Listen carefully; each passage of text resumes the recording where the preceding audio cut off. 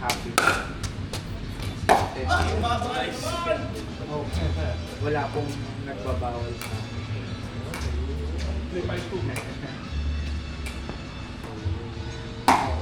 Bunso pa naman po ako sa Tsaka po siguro na ano din po ako dahil nung nasa construction ako, kumbaga wala akong sarili identity kasi yung tatay ko, yung parang lahat ng business ko.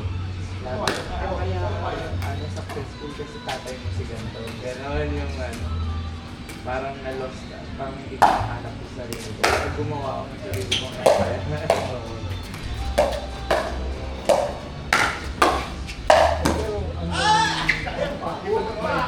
Nakahabol pa. Ngayon po hindi na. Ang kasi ano na po, retired na si daddy. Ano na po, kasi parang, hindi ba si daddy? 64. Ayaw na rin po at ano, mabit na. Yun po, Mga nakaabang na sa harap eh. nakakamiss lang po doon kasi malaki yung basic ng project. Pero pag iniisip ko ngayon na ano, kasi nakapagod yung pagod. Parang hindi ako fulfilled. 6.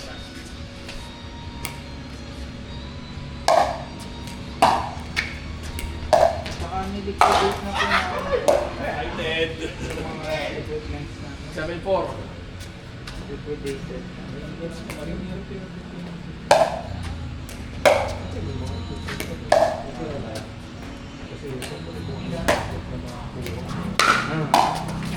Ay, mali.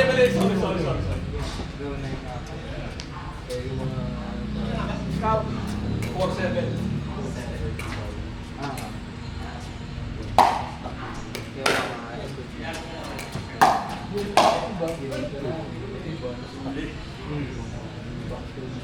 Yun. 4-7. Yung ano po, yung... Alam niyo po ba yung living kaya sa may tagig, sa may ano.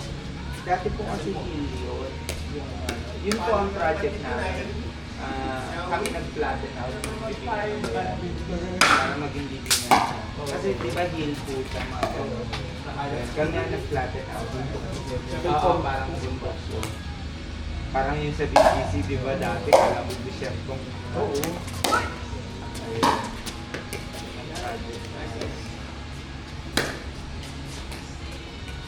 Nung niliquidate na wala din talaga yung ano, yung burden sa akin.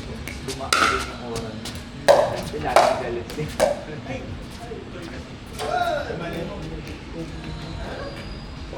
Sana, post nyo yung project nyo.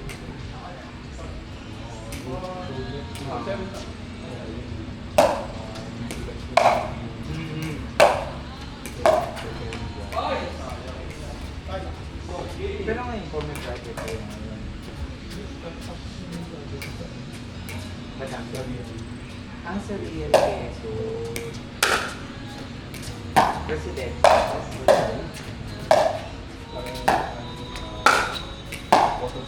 water supply.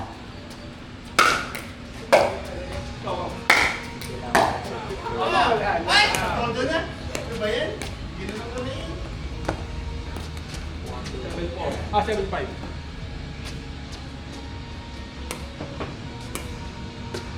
Mga grabe po turnover ng ano, ng gobyerno. Tapos mo, ang hirap ng feeling. Tapos, ang dami na. Kasi parang hindi ka papatuloy. Yung konsensya mo. Papadulas na. Naalala ko dati, yung buhay namin, punta kami dito. 8-5. Nakausapin si Engineer Ganto. Follow up yung ano.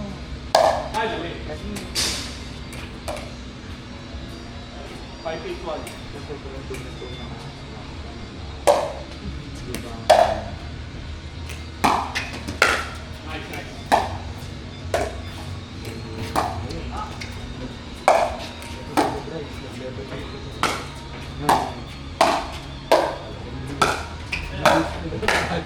Ghost back, literally ghost. Ay, boy pa, boy pa!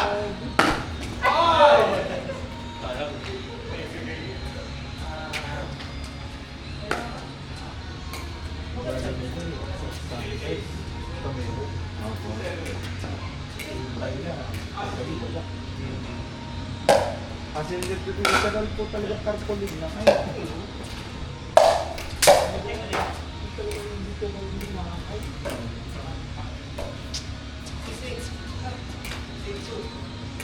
Tsaka dati maganda pa po ang ano namin. Kasi meron kami nagmamanufacture na si sarili namin si yung ibigay mo pa. Sa mga kanal. RC5. RC5 yung mga molde kami.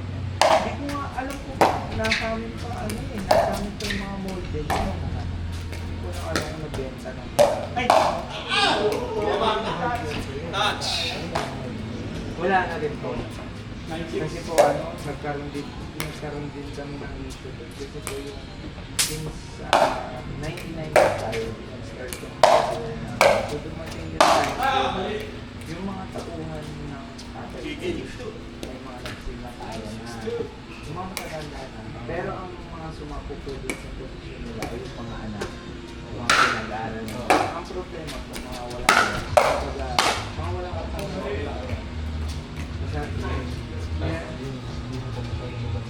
Opo. Tapos kasi matanda na rin, tumatanda na rin sila.